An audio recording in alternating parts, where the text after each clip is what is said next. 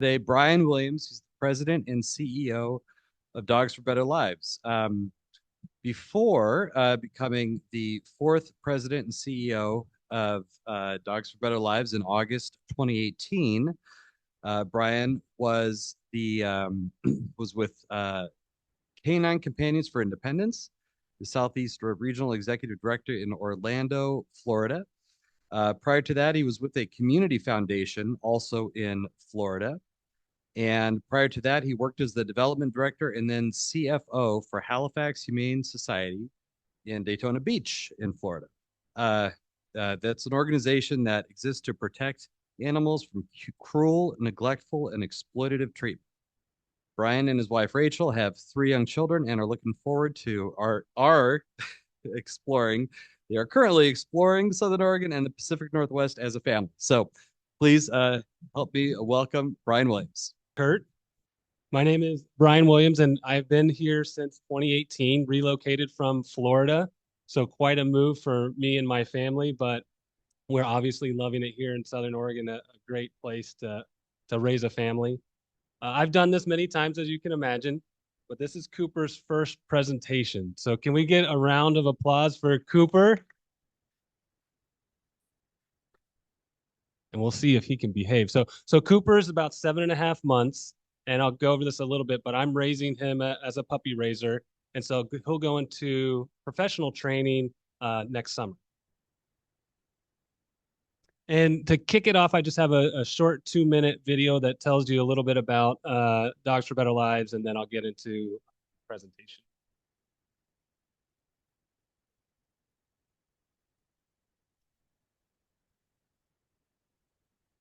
Lives. We believe that everyone who can benefit from one of our dogs should have one.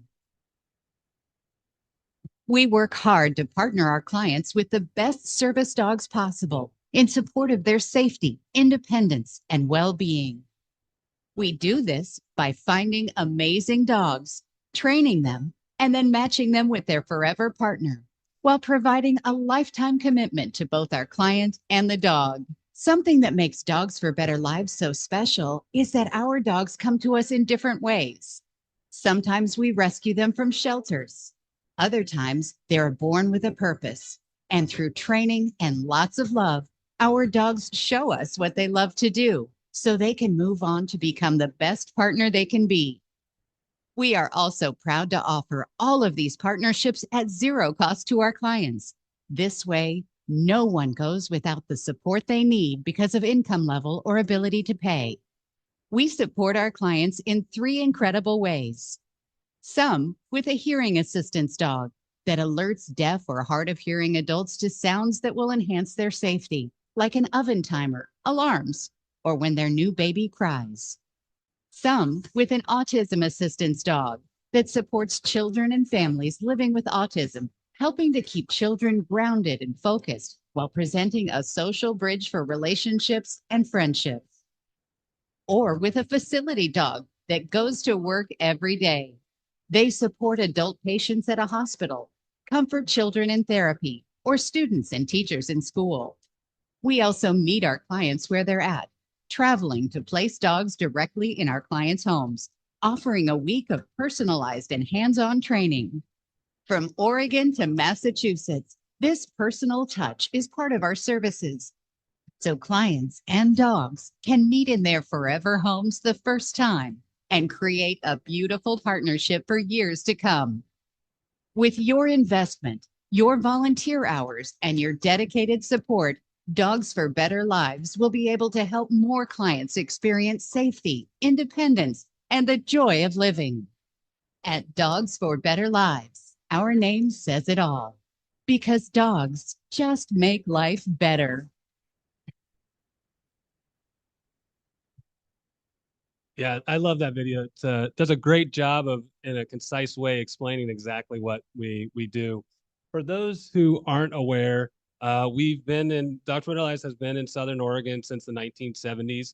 We used to be Dogs for the Deaf, and that's how we got started. Is Roy Cabot trained a hearing dog for a client out of Colorado.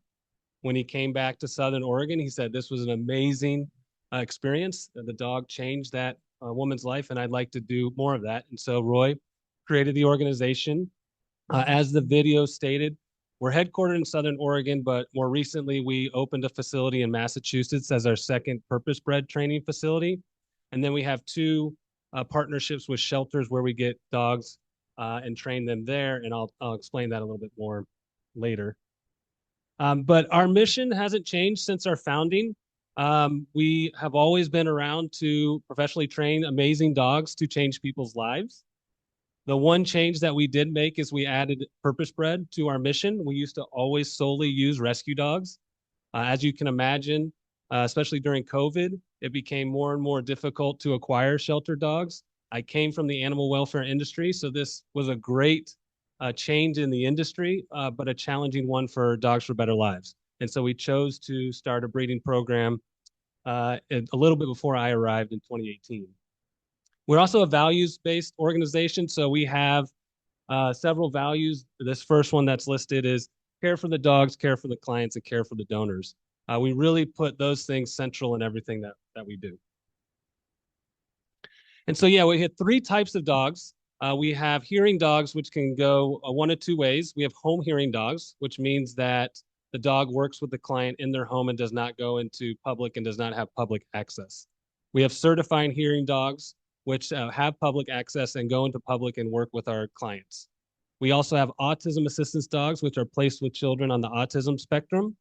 And so they will typically be handled by a parent or caregiver and work with the child. And we have two trainers here. And so in a second, I'll call one of them up to do a demo. So you get to see a dog working. And then the last type of placement we do is called a facility dog.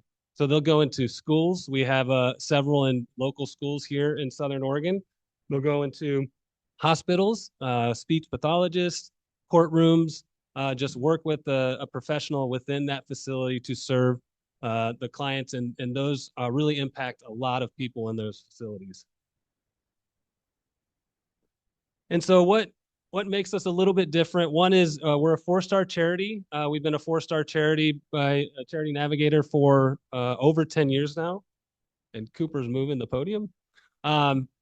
And this year we actually received a perfect 100% score. So we're really proud of our how we're rated by Charity Navigator. Obviously, these dogs change lives. If you've had a dog in your life, you know just having a pet can really change your life. But these dogs that go and work and do tasks for our clients, we hear all the time what an impact that it makes on their life. And it's not just us saying that. Luckily, there are several universities that have done research studies on how service dogs impact people, and they all come back overwhelmingly stating that these dogs really do make quite an impact on our clients. Obviously, zero cost. We do everything free of charge for our clients. If you know of someone getting an assistance dog, make sure that they're getting it at zero cost. We're accredited by Assistance Dogs International, who accredits organizations across the world. So if you're ever looking for an assistance dog or you know someone who is, have them go to assistancedogsinternational.org and search for a reputable organization. Unfortunately, there are some non-reputable organizations that place assistance dogs. We find the best dogs in a variety of ways. Obviously, we talked about purpose-bred and shelter dogs, but we also partner with other ADI organizations like guide dogs to make sure the supply of dogs that we're getting in is very high quality. Cooper, you're killing me, man. And our model is a little bit different. We do something called in-home placements. So we actually go to the client. Most assistance dog organizations have you go to their facility and stay there for a couple of weeks. Which if you're placing dogs, especially with children on the autism spectrum, it can be a very stressful experience. So we have trainers that go into the home, work with the client, work with the family in their home and in their community, go to their stores, go to the restaurants they frequent. And we really believe that that model is really better for the clients. And so at this point, I think Eli is going to come up and do a quick demo with, and who do you have? Do you want the mic? Oh, I can walk with it. London. So I have London here. London came to us from guide dogs. So she was originally bred for guide work, but she didn't quite make it. So she came to work with us and she is doing phenomenal at hearing work. She is a spunky little girl, very excited. She's been in our program for 2 months or so, and she's making great progress. So we're very proud of her. For our hearing assistance dogs, we have them trained on 4 sounds in the home and then 2 sounds in public before they are tested and can go out for placement. So, like you saw in the video, the hearing dogs are trained to uh, alert to a sound. So the oven timer, which I'll show in a second, will beep, go off, and the dog is supposed to do what we call sourcing the sound, where they'll find the sound, and then they go back to their handler. And if they're a big dog like London, big-ish, they will tap them with their nose. And if they're a smaller dog, like little Chihuahua or one of our shelter dogs, they will put their paws up on their person. So it just kind of depends what alert they will do. And then they'll take their person right to the sound. So put this back. Here we go. Here we go.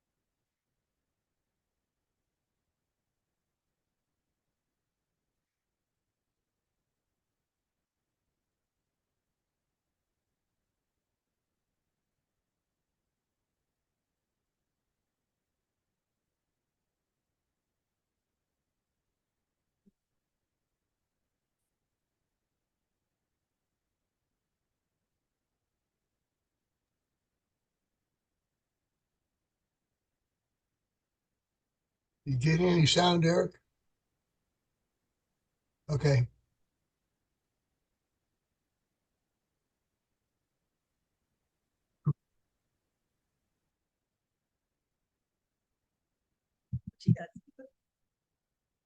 Thank you, Eli. Thank you for the demo. It's good to see the demo because sometimes it's hard to explain it with words. And so I'll go back to my presentation. Perfect. Thank you. And this is just a quote from one of our clients about how calming the dog is. And so we have a very strenuous process, and as you can see, our trainers are amazing. They do amazing things to train our dogs, and there's a very repetitive, positive reinforcement environment. But there's also the process of screening our clients, the applicants, and we call it kind of the art of the match. Dogs have personalities just like people have personalities. They have different lifestyles, just like people do, and so we really do a great job of vetting our clients and understanding what they really need from a dog and then matching them because we want to make sure that this placement is successful. If you're already a family or a person living with a disability, we don't want to be taking dogs back and bringing new ones in. We want the match to really stick. And then we have a lifetime commitment to all our dogs. So I talked a little bit about what tracks that our dogs can go to, but we also have career change dogs. We have dogs that don't enjoy the work, and that's okay. We say go be a puppy and live with the family. But even our career change dogs, we have a lifetime commitment to them to follow up with our clients, to follow up with our dogs, to make sure that they're healthy and working in the home. And this is a local placement with a child on the autism spectrum that really talks just about how impactful that dog is, especially getting that child ready for school.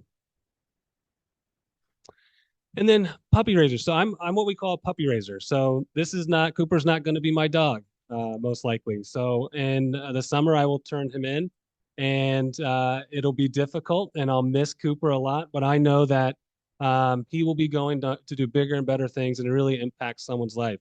So for a year, I take care of Cooper. I bring him into environments like this to introduce him to new things so that he's ready to go into professional training. Professional training is about 4 to 6 months before he would be ready to be placed with a client. And so puppy raisers are a vital lifeline to what we do. We cannot train and place these amazing dogs without our puppy raisers, and we always need puppy raisers. So it's a big part of what we do. There's a little video, but I'll skip it. I think we're getting short on time here. And again, this is the number one impediment to recruiting puppy raisers. Like, I could never give up the dog, and it's hard. I mean, and I'm not going to lie, it's going to be difficult, and the people who do it over and over again say it doesn't get any easier. But I kind of look at it like I'm preparing Cooper for college.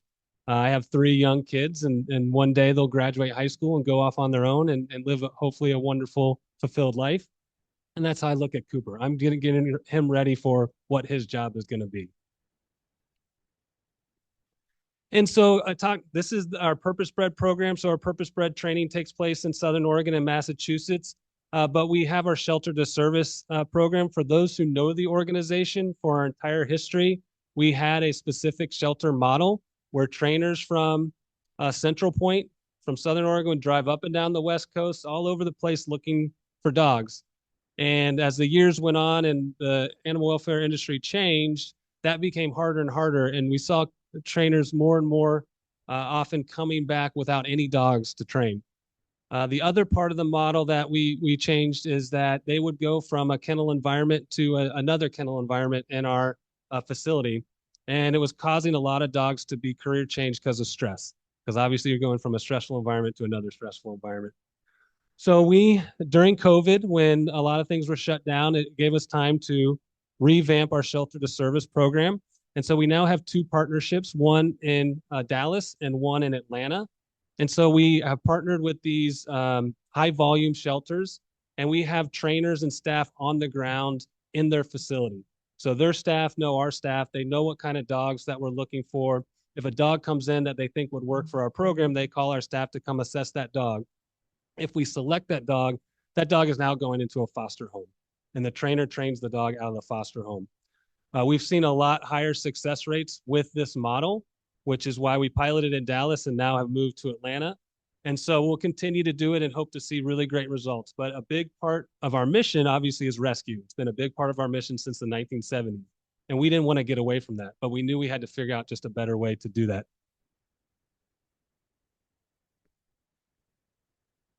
And just another quote from a client.